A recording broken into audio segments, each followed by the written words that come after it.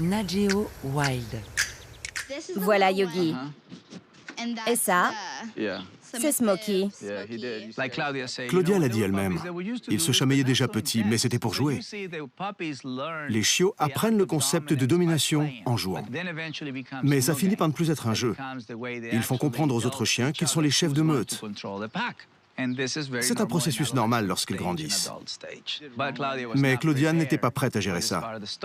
Je dois l'aider à tourner la page. La première chose que je fais en rentrant à la maison, c'est leur donner quelque chose à grignoter. Tu récompenses leur mauvais comportement. Si tu leur donnes à manger en rentrant, ils pensent que c'est normal d'être excités. Les animaux vivent mieux ensemble quand ils sont calmes que quand ils sont excités. Claudia pense que les chiots n'ont besoin que d'affection. Pour elle, ces chiens sont toujours des bébés. C'est mignon, mais ce n'est pas la réalité. Là, je l'empêche de se jeter sur moi, parce que je ne lui ai pas ordonné de le faire.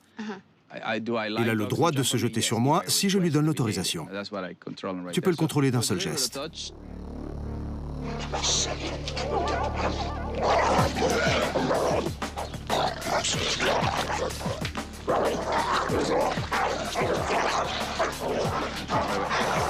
Attends.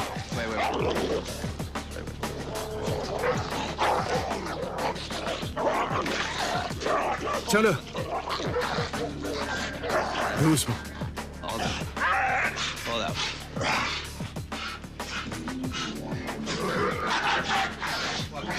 Tiens-le. Tiens-le.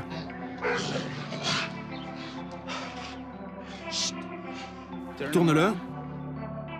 C'est arrivé très vite. J'ai tourné le dos 2 secondes et ils ont commencé à se battre derrière moi. J'ai regardé leur maître pour voir comment ils réagissaient. Quand ils se battent, je suis terrorisée et frustrée en même temps, parce que je ne suis pas capable de gérer la situation. Pour mettre fin au combat, il faut rester très calme. Si on panique, ça rajoute de l'intensité. Ils étaient énervés. Ils mettaient les coups de patte et montraient les crocs, mais ils ne se mordaient pas.